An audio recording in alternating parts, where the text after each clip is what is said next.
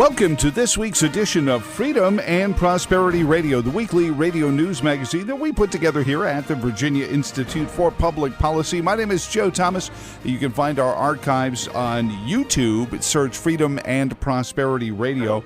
And, of course, find our website, virginiainstitute.org. Read about some of the things, especially with the pending General Assembly session in August. Our first guest this week is somebody who, of all the people in all of Virginia news, people ask me about more than anyone else. It's the name Scott Jenkins, sheriff of Culpeper County, as the continued assault on law enforcement goes on, almost to the point where now even Republicans that you had counted on to be staunch law enforcement defenders are saying, okay, we'll have a conversation. The tantrum seem to be getting harsher and harsher, but he is the constitutional law enforcement in Culpeper County. Sheriff, how are you, sir? And I hope all is well. Glad to be with you. Well, so I have to say this at the onset, and I'm not being glib and unintentionally, but if you listen to folks like Ilhan Omar and Alexandria Ocasio-Cortez, you would swear to goodness that you guys are just out making it up as you go along, arresting whoever you feel like. See, somebody was your rival in high school, just arrest him. He was the guy, he locked me in the locker, now I can be sure. That's not what's really happening. So, why are the people who make the laws that you enforce not bearing the price for this supposed out-of-control targeting of minority kids? Wow, that's a very long answer to give, and the short version is that they have an agenda. They have something that began long ago, long before the last few months with the civil unrest we've seen across the country. We have had a Marxist revolutionist planned by a number of groups, and now gave them the opportunity to implement some of those things, and they have tried their utmost to be able to cause as much destruction, chaos, and absolute doubt and question in the minds of, I'd say, the younger minds that are involved, because they've really been able to plant seeds long ago and quickly now bring them to just full belief. They really do have a belief system. They believe that law enforcement, that government in general, is evil and oppressive, and that they no real appreciation for the fact they live in the greatest country that's ever been on the face of the earth. And the fact that, we started down that road long ago means it's not something we're going to be able to turn back quickly. Well, that's the saddest part of it, but we have to start turning the wheel on it. Does the majority of folks that you serve in Culpeper County understand that when they say dismantle the police department, they mean dismantle private property ownership at the same time? Well, I'm very fortunate here in our community, at least for now, as close as we are to D.C. and Northern Virginia and some of the other areas such as Richmond that have had such unrest.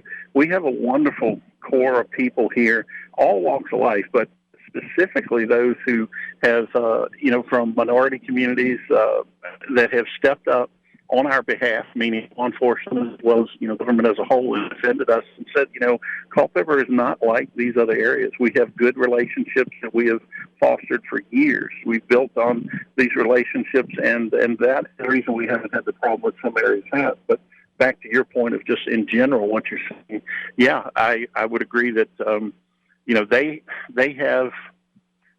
have gotten people to be believers in how oppressive and unfair in general the government is to them, and they want certain things changed. The reform, as they title it, or dismantling, defunding of police. It shows the absolute absurdity of the people that are saying those things to start with. I mean, it just clearly shows how idiocy of even thinking of such. And of course, they started with initially, dismantle, defund, complete. And then when they realized the sensible people, the majority of the population, that huge silent majority who just was were laughing at them, saying, you're insane. Then they started to ratchet back their rhetoric and say, oh, well, we didn't mean it that way. We didn't mean completely eliminate police. We mean, such as I'll use an example, the idiocy of Berkeley, California, wanting to not have police make traffic stops anymore, have unarmed civilian employees do those. It shows they don't understand a thing about the subject that they're discussing, and they're not realistic in their approach. There's certain things they could come to the table and talk about and make improvements. And one I point to is, law enforcement. We certainly are not perfect. And there's certainly people across the country that, they've moved from department to department after reprimands and discipline, and somehow they're able to keep their jobs. But, often I point to it's those same systems that these same people now that are wanting to dismantle, they're the exact same localities and states that are so much in favor of these unions, these police unions. Mm-hmm. Say it what you like, but police unions have been able to keep a lot of bad cops wearing badges, and now they're paying the price for it. Doesn't excuse it, but we need to call it what it is. And, those people are like to criticize and say, oh, well, sheriffs, they're awful. We need to get rid of them. But they're trying to aim at Loudoun County now. Well, I go to say, well, wait a minute. We don't need a citizens advisory board for a sheriff. They want them for chiefs and others. We don't need a lot of things that they may want from their city councils and mayors. A sheriff is checked every 4 years by a citizen advisory group called an election. And to me, hundreds of years ago, they got it right when they laid it out that way. Because if you don't like the platform, if you don't like the policy and the initiatives of a sheriff, you got 4 years is all he's got, and you can replace him. Scott, we're visiting with Sheriff Scott Jenkins of Culpeper County, and one of the shining stars of a Commonwealth full of shining stars. I mean, the sheriffs, the constitutional officers, and the police chiefs that go out and defend our rights and protect us, and try to collect all the evidence and punish the wrongdoers when our rights have been transgressed on. You brought up unions, and I want to poke there for a second because the General Assembly seems to have perhaps short-sightedly, maybe not in your view, but during the General Assembly session in February, passed a law, and the governor signed it, allowing for collective bargaining amongst government employees. Do you expect this kind of push, this anti-law enforcement push, to perhaps create the interest in places where there are paid police officers, like, I should say a police officer and a police chief rather than a sheriff's office, to unionize? I think that they're going to see the fruit that comes to bear from some of those actions of unions and others. And I'm not saying that they're all bad. They had their purpose and place and time, many, many decades ago, in fair working conditions and various careers. With law enforcement, I understand lobbying for benefits and things. And I'll be the first to say I don't think any of my deputies or any cops really get paid they deserve, or firefighters and others for that matter. But still, when it comes to law enforcement, I mean, I'm not knocking any of the other professions, but they've said it before. We're hiring people that are able to go out, enforce the law as they see it, and ultimately take a life in the blink of an eye if they see that it's necessary. No other career, not even our military, has that authority to do those things that we give a police officer the right to do every day. And it's an awesome responsibility that should involve maybe more training in certain areas than we are able to currently give them due to budgets. Maybe it deserves a lot more in certain areas, but it's not something that until now anyone really wants to take that hard look at. It's easy to say, well, we need to put money into this program, that social program, or that, or this or that or the other. But government's first responsibility is the safety of its citizens. That's first. Whether it's our military, our police, fire, rescue, if our citizens aren't safe, nothing else really matters, and that's the core responsibility to begin with. So you have to properly fund it. And I think we're seeing now across the nation that we've not given it the proper funding and the proper attention. I laugh when I hear some of local and across our state argue that, police officers should have, not a master's degree, but a minimum of bachelor's. It should take 2 years of training, et cetera, before they're actually released as an actual full service officer on their own. They have no clue the budget of restraints that sheriffs work with every day. And the time it takes to get an officer and onto the street just over the course of a year, what it takes for that. And then when these people, not just by the way they're being treated now, but for many reasons, walk away and leave the job, it's that revolving door of hiring more people and getting them in. And the investment we have in a community in those is enormous, and we should put more into that, invest more in them, and you'll get a better return for your investment. We have awesome people doing awesome work, and it's unfortunate things like this happen and come to pass before we start to drill down and really look hard at them. And I'll go back to the unions. It's a fact. We have guys wearing badges that should not be across the country, and they often have hopped from agency to agency, and it is no one's fault but the system that we have that we're working in currently that allows that. It should not allow that. There should be decertification. There should be other mechanisms there. Unfortunately, due to and their so-called rights that they can't have violated, they're allowed to carry on that bad activity in another office. Well, let me ask you about that because, again, it circles back to my original premise, Sheriff, is that these are politicians who agreed to these contracts. I know FDR is famous for warning against public sector unions. The genie's out of the bottle now. They're there. Here in Virginia, we're probably going to see them soon. I'm not sure if police departments suffer the same ills that school divisions do, where so much of the money winds up staying in the front office and never makes it to the teacher in the classroom. I don't know if the same can be said about police departments. But at some point, the elected politicians are the ones who agreed to these union contracts with these blind spots. And they certainly are. Anything away from the responsibility of everyone that's brought us to this point. The leadership needs to step up now and look at these problems. They really are. Yes, budgets need to be increased in certain areas, and there's areas where they can decrease. And not saying that they have the money to fund all these other so-called great programs of putting social work in the seat with the police officers around responding to crisis and so on, and these so-called subject matter experts. That may be a wonderful thing in the perfect world, but I give you an example of any agency. I mean, look around the state of Virginia. We got agencies they can't even afford to properly fund cars and basic equipment or basic training needs of the office, and yet they want to talk about millions or billions of dollars spent on things that really will do absolutely nothing to improve the situation they're talking about. And it just goes to show, they want to talk about. I looked at the bullet points from recently from the Black Caucus and NAACP and others talking with the legislature of reform they want in the special session. There's a couple good points that are certainly discussing, but things such as removing tear gas or other just ridiculous things that they think are going to be of help by reducing an officer's ability to handle violence or use of force issues. They don't know what they're talking about. I mean, it's a good example. They came out with OC spray and things years ago to help officers not use too much force and not go hands-on and injure people and so forth. And now they want to turn around. We're dealing with riots or crowd situations, and they want to take away the very basic equipment like tear gas, and it's horrible to use, and you want to take that away. Well, what exactly do you think they're going to use? You want them to revert back to sticks and dogs and guns of the 60s? I don't think that makes sense.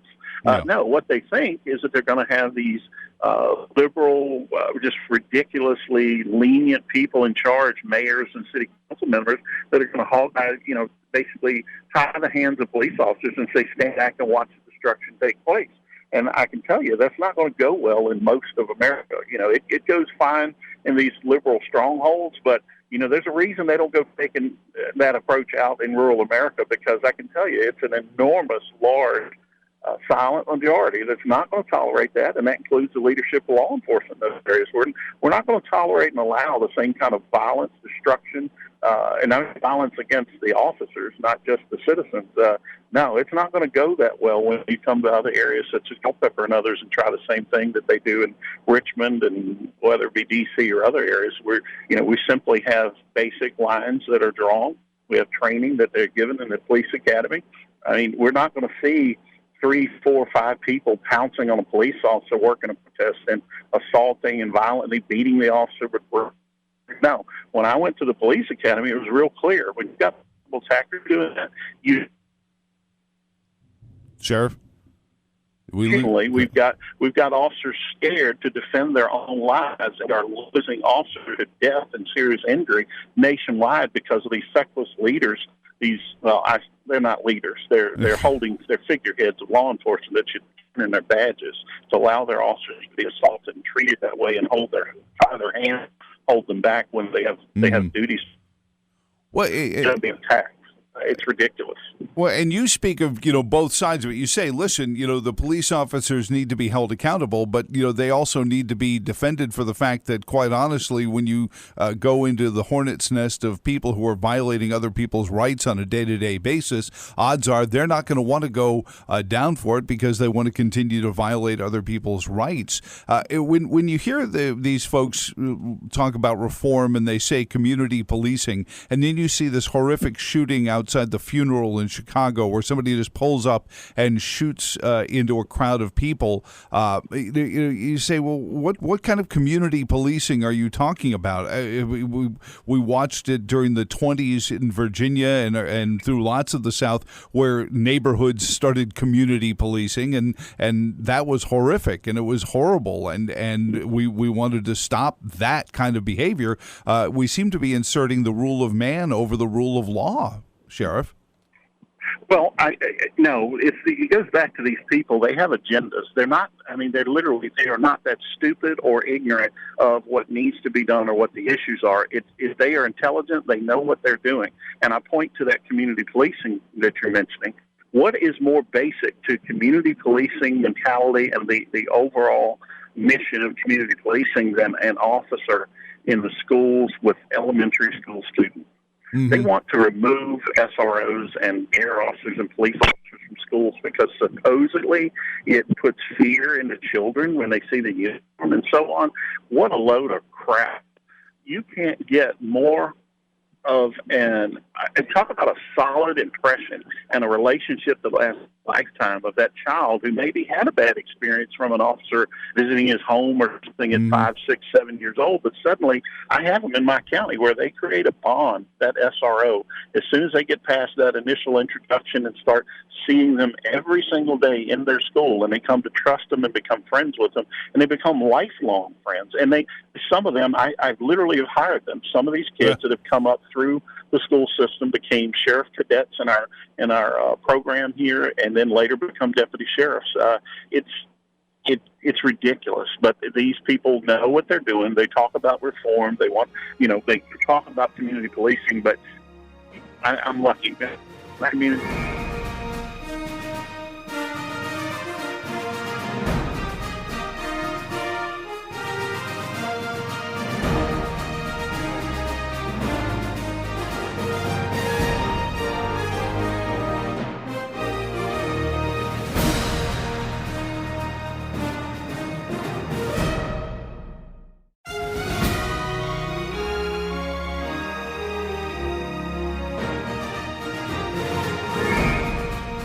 We're visiting with Sheriff Scott Jenkins of Culpeper County, talking about police reform, law enforcement reform. I said with only a little tongue-in-cheek that if they really wanted to dismantle the politically appointed police departments and replace them with constitutional sheriffs, I'd be okay with that because, again, as you mentioned earlier in our interview, every couple of years you get to vote on the sheriff if you think they're doing a good job or not. Is that a lost art, the idea that we can actually vote for our law enforcement? It's really not. I had to laugh, and as many sheriffs do, and it's no criticism of chiefs. We have wonderful chiefs of police everywhere in our Commonwealth and the nation. I know many of them, great counterparts to lead.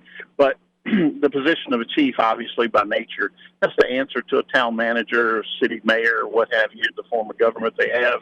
And unfortunately, that leans itself to what we see all over the country where we have these elected officials who've never worn a badge are now dictating to the chief law enforcement officer what he's going to do in a riot situation or other things. And we're watching police departments burn and other citizens injured and killed and so on. And I just say that, that is a perfect example. When they talk about now they want to defund police departments, well, maybe go ahead, defund them completely, and then hand it back over to a sheriff and give them an election every 4 years, and they can elect the type of leadership they want, the type of enforcement they want. Unfortunately, people can call it what they want. It's not a Republican or Democrat issue. They tend to lean that way. The fact is, you're going to find in a lot of these cities that are run by the liberal left ideology that they end up becoming far worse than what they ever imagined, and they're dealing with the violence and crime rates they are, like Chicago. And you don't have that in the more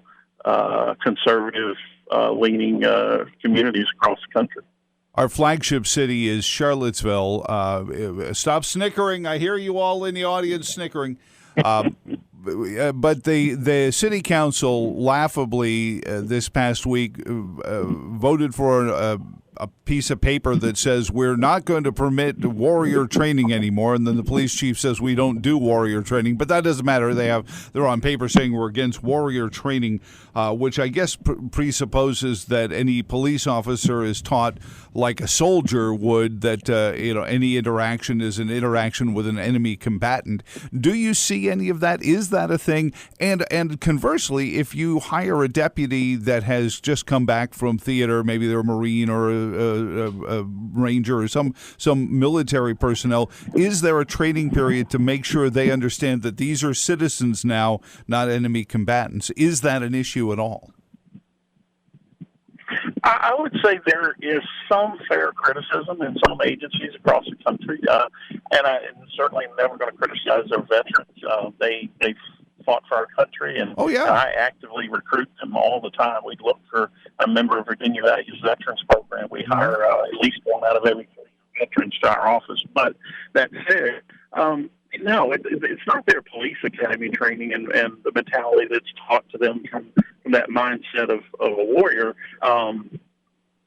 Without going too deep down into it, yes, there's some of that terminology or thought process in some of the use of force training and other things, and officer survival techniques, skills, and training, as well as we have SWAT officers and others that are for more special, will have more advanced training, and that's really what they're pointing to mostly. Oh, okay. The officers for a long time now have been taught more in that community policing role of approach in any agency than they had been in the war mentality.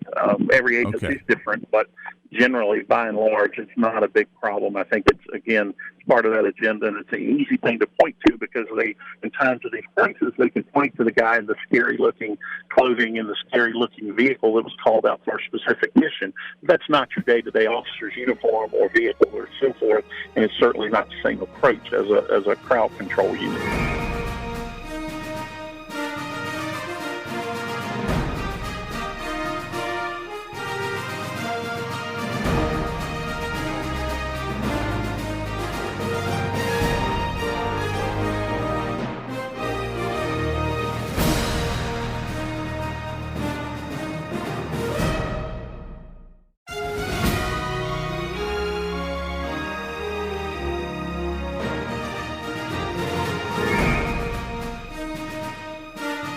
Sheriff, is there something to be said for making the case to the mostly working poor or middle class communities, both of color and not, that they're the ones who are going to suffer under a lawlessness if and there are Commonwealth's attorneys that believe in a program called survival crime, where they won't charge young men and women if they feel like the crime that they committed was so that they could survive, for example, stealing a car because they need to get to work. But they've stolen it from somebody else who needs it to get to work. And it's often those who can ill afford to replace that car because they're just above the poverty line or working, 2 jobs.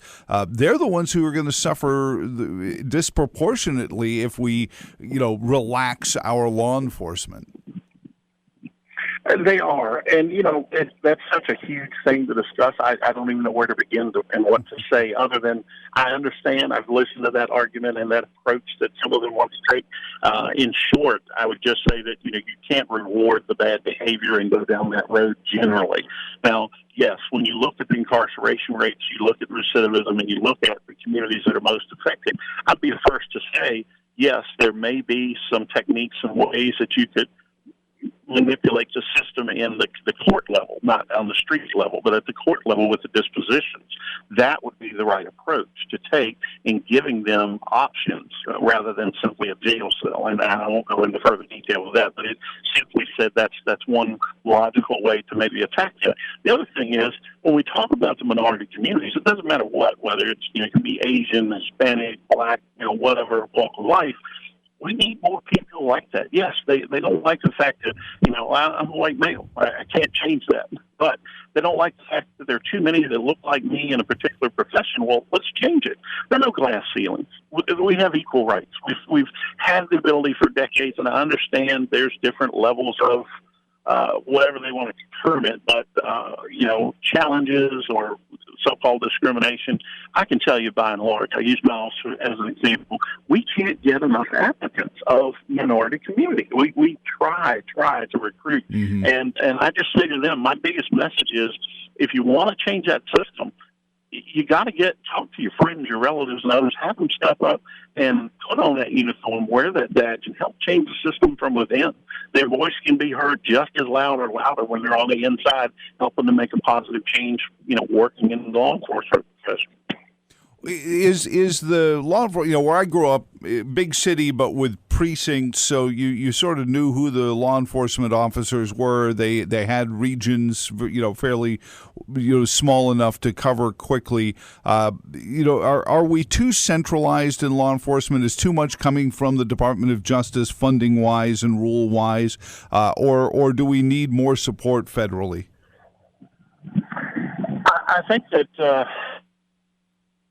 The bulk of that, but the fact is we have lost through just 30 years that I've worked.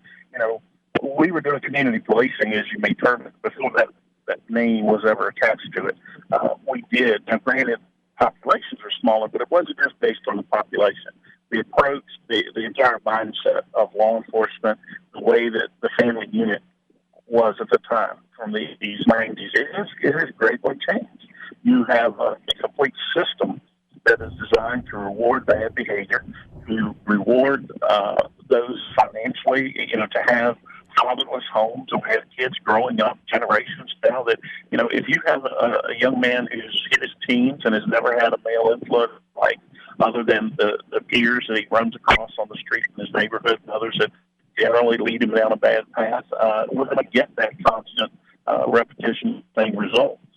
Law enforcement knows this. We try our best for decades now to, use whether it's community policing, so-called, or, SROs in the schools and things that I never saw when I was in school. I never police officer assigned to every school, but we have that now. It's not just to stop a shooter. It truly, truly is 99.9% of the time is to build bond relationships that will influence the lives of those kids. And we see the difference every day. Unfortunately, we're not good at reporting it and passing it on to the community and showing all the positive improvements and the great successes we have every day. And there's too much of the bad that gets circulated, unfortunately, and that leads to the point we're at now. And it comes back to the bonds and relationships in the communities. And if you want to pump money into something, instead of that social worker riding with the police officer, how about upping the numbers a little bit more to get officers that can have more time and ability to relay that information, to go out and interact in the communities and create more bonds. And the path that we've been on for a long time, we have come so far in the 30 years I've worked as far as with the population and the look at the different communities we serve now that as have grown, the different cultures we're interacting with, and we have made enormous leaps and bounds and improvement in interacting with everyone, from even the illegal alien community. We have people who would never believe it on the surface listening to news, but we have great relationships with all walks of life, and that, the average illegal immigrant is here is not as fearful and look down at the police the way that they like to portray. They know that they can trust us better than they can the government and law enforcement of their home country, and they know that they have a wonderful opportunity here if they behave themselves, and one day have a family that are all citizens and part of our great country, and have the same dream that the rest of us do. But you'll never hear that story told by the average media. Well, that's why we're not, we're better than average media. Sheriff Jenkins, last one for you. So what does need to be reformed? Is there a problem with overcriminalization? What reforms, if you had, the dais at the Reform Law Enforcement, Reform the Justice System Conference, whatever it might look like, what would your suggestions be? Are there too many things that are criminal behaviors that shouldn't be? Are there, is there too much poverty? Do we need better job opportunities? Where would we start? I don't think that there's too much criminal enforcement. I understand marijuana and other things with the hot button issues, but reality is, we've seen failures in that everywhere from Colorado to the East Coast. That's decriminalization. That's a long discussion, and law enforcement in general will tell you we see the other areas go way higher. If you look at Colorado and other states, look at the number of fatality accidents that went up from driving under the influence of drugs once they legalized marijuana. So that's a whole other discussion. But back to just in general, I would say, yes, there are areas we can approach and focus on, like I mentioned earlier, that, officers, when you've got bad cops, we need them out of the profession. We need them completely removed, decertified, and not able to work and hop from department to department around the state or nationally, because they'll move state to state. You need these people labeled and out of the department when they do certain things. And I can tell you that's not been happening. We don't have a system in place to have that protection. And I think that's one of the greatest things we can do to eliminate these officers that are doing some of the things that get so much attention. Not just any one incident. We have guys that just should not be wearing badges, and we need to step up, and everybody with a unified voice say, we need to stop this. Tell the unions, enough is enough.